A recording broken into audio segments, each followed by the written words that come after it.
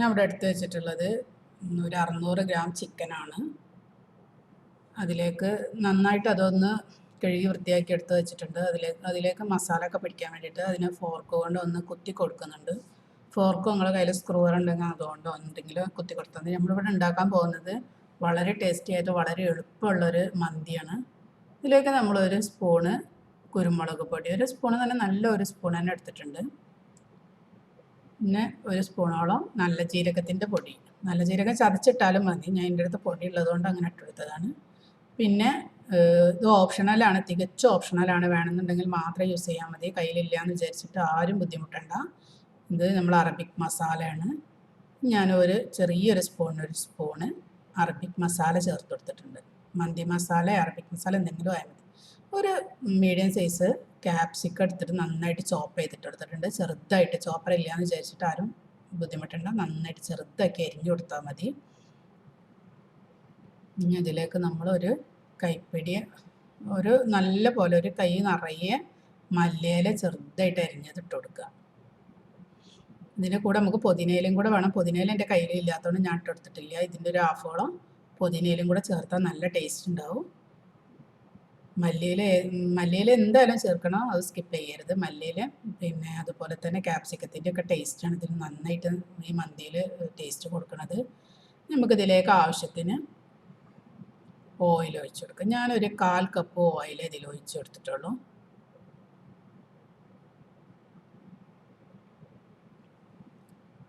അതിനുശേഷം ഞാനൊരു വലിയൊരു ചെറുനാരങ്ങയുടെ പകുതി എടുത്തിട്ടുണ്ട്, അതിൻ്റെ നീര് ഇതിലേക്ക് ഒഴിച്ചു കൊടുക്കുന്നുണ്ട്.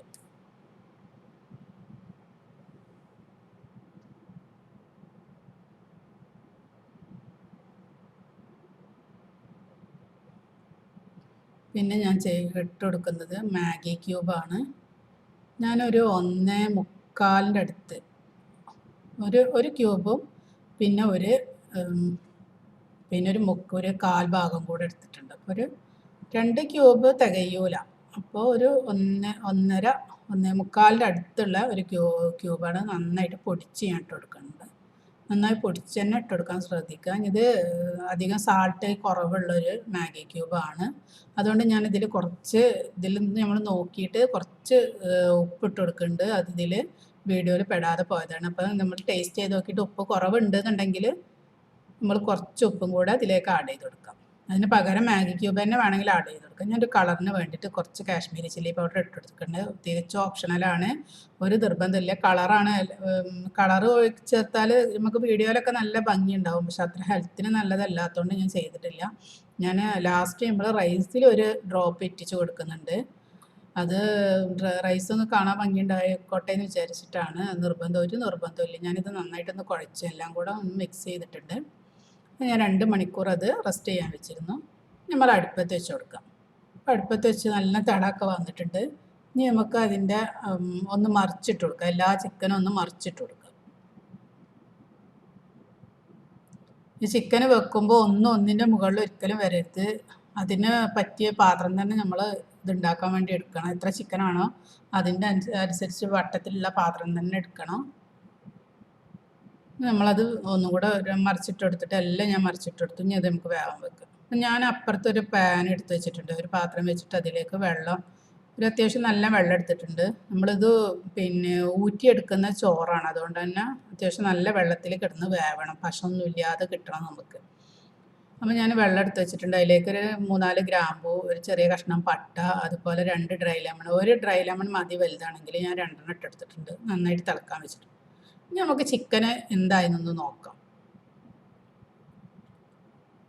ഇപ്പോൾ ചിക്കനൊക്കെ ഏകദേശം ആയി വന്നിട്ടുണ്ട്.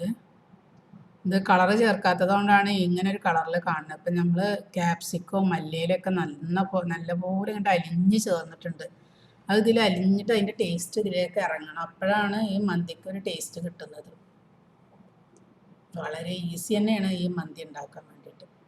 നമ്മളെ വെള്ളം ഏകദേശം തിളച്ച് വരാനായിട്ടുണ്ട്. ഇതിലേക്ക് ഞാനൊരു 1/2 കിലോ റൈസാണ് ചേർക്കുന്നത്. ജല്ല ബസ്മതി റൈസാണ് ചേർക്കേണ്ടത്. ഞാൻ അതിന് പകരം ഒരു പാകിസ്ഥാൻ്റെ ഒരു ബസ്മതി റൈസാണ് ചേർക്കുന്നത്. ഈ ബസ്മതി റൈസ് ചേർത്തുകൊണ്ട് ഒരു വ്യത്യാസമില്ല, നല്ല ടേസ്റ്റ്. നമ്മൾ മന്തി റൈസിൻ്റെ അതേപോലെ തന്നെ നല്ല ടേസ്റ്റ് തന്നെയാണ്. ജല്ല ഉപയോഗിക്കണ പോലെ തന്നെ നല്ല ടേസ്റ്റി ആയിട്ടുള്ളൊരു ബസ്മതി റൈസ് തന്നെയാണ്. ഞാനൊരു 1/2 കിലോ ബസ്മതി റൈസ് ഒരു 10-15 മിനിറ്റ് കഴുകി വെള്ളത്തിലിട്ട് വെച്ചതാണ്.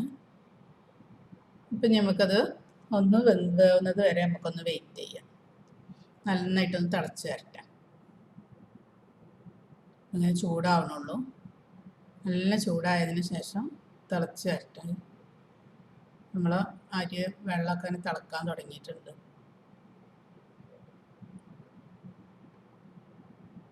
നല്ല ടേസ്റ്റ് തന്നെയാണ്. ഇതെല്ലാവരും ഒന്ന് ട്രൈ ചെയ്ത് നോക്കണം. നമ്മൾ അരി നന്നായി തിളച്ച് വന്നിട്ട് ഒരു 90-95% വേവാകുമ്പോൾ നമ്മളത് സ്ട്രെയിൻ ചെയ്തെടുക്കണം. ഞാനൊരു വേറെ പാൻ അടുപ്പത്ത് വെച്ചിട്ടുണ്ട്. ഇതിലേക്ക് നമ്മൾ എണ്ണ ഒന്നും ഒഴിക്കണില്ല. വേണമെന്നുണ്ടെങ്കിൽ ഒഴിക്കാം, ഞാനൊന്നും ഒഴിച്ചിട്ടില്ല. നമ്മൾ അതിൽ വേവിച്ച് വെച്ചിരുന്ന ചിക്കൻ ഉണ്ടല്ലോ, മസാലയെന്ന് എടുത്തിട്ട് ഞാൻ ഇതിലേക്ക് ഇട്ടിട്ടുണ്ട്.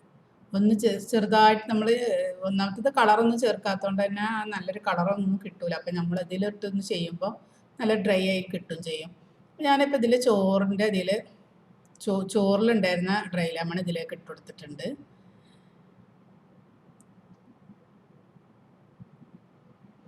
ഞാൻ ഇനി ചോറ് ഇതിലേക്ക് മസാല മാത്രമേ ഉള്ളൂ. നമ്മൾ ചിക്കനെല്ലാം വേറൊരു പാനിലേക്ക് മാറ്റിയല്ലോ.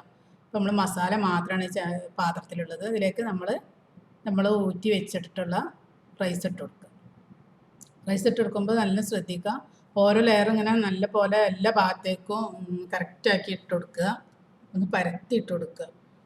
നല്ല റൈസാണ്, ഒന്നിനോട് തൊടാത്ത നല്ല റൈസാണ്.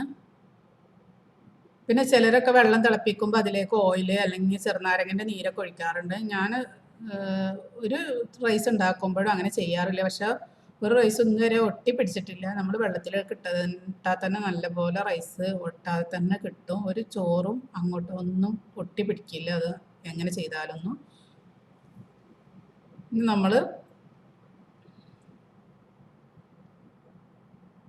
കുറച്ച് റെഡ് ഫുഡ് കളറാണ്, ഒരുപാടൊന്നും ചേർത്തിട്ടില്ല. ആകെ ഒരു ഡ്രോപ്പാണ് ഞാൻ ചേർത്തിട്ടുള്ളൂ. കുറച്ച് റൈസിന് ഒരു ചെറിയൊരു റെഡ് കളർ കിട്ടാൻ വേണ്ടി മാത്രം. അതേപോലെ കുറച്ച് മഞ്ഞളും കൂടി കലക്കി ഒഴിക്കുന്നുണ്ട്, ചെറുതായിട്ട് മഞ്ഞ കളർ കിട്ടാൻ വേണ്ടിയിട്ട്. ഞാൻ റെഡ് കളർ ഒഴിച്ചതിന് ശേഷം അപ്പം തന്നെ ആ റൈസൊക്കെ ഒന്ന് അങ്ങോട്ടും ഇങ്ങോട്ടും ആക്കി കൊടുത്തിട്ടുണ്ട്, ചെറുതായിട്ട് ആ റൈസിലൊക്കെ ഒന്ന് പിടിക്കാൻ വേണ്ടിയിട്ട്. ഇനി നമ്മൾ യെല്ലോ കളറും ഇതുപോലെ ചേർത്തെടുക്കുക.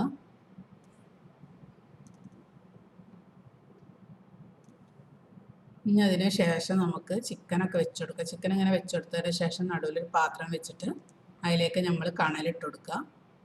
കണലിലേക്ക് നമുക്ക് ഓയിൽ തന്നെ ഒഴിക്കണം. വെളിച്ചെണ്ണ അതിൽ ഒഴിക്കാൻ പാടില്ല. അങ്ങനെ നമ്മളതൊക്കെ വെച്ച് ദം ചെയ്തെടുത്തിട്ടുണ്ട്. ഞാൻ അതിൽ പച്ചമുളകൊക്കെ കുത്തി കൊടുത്തിട്ടുണ്ട്. അത് നിർബന്ധമൊന്നുമില്ല. പച്ചമുളകൊക്കെ കുത്തി കൊടുക്കുമ്പോൾ അതിൻ്റെ ഒരു ടേസ്റ്റൊക്കെ കിട്ടും. അതിന് വേണ്ടിയിട്ടാണ് നമ്മൾ പച്ചമുളക് കുത്തി കൊടുക്കുന്നത്. ഞാൻ സർവിങ് പ്ലേറ്റിലേക്ക് മാറ്റിയിട്ടുണ്ട്. വളരെ ടേസ്റ്റിയായ ഈ ഒരു മന്തി എല്ലാവരും ഒന്ന് ട്രൈ ചെയ്ത് നോക്കണം. ഇഷ്ടപ്പെട്ടാൽ കമൻറ്റ് ചെയ്യുക, ലൈക്ക് ചെയ്യുക. നല്ല ടേസ്റ്റ് തന്നെയാണ്. നമുക്ക് ഒരു മടുപ്പൊന്നും തോന്നാതെ കഴിക്കാൻ പറ്റുന്ന ഒരു വളരെ ഈസി ആയിട്ടുള്ള മന്തി തന്നെയാണ്. ഞാൻ ഇതിൻ്റെ കൂടെ തക്കാളി ചട്നിയും തൈരുമാണ് സെർവ് ചെയ്തിട്ടുള്ളത്.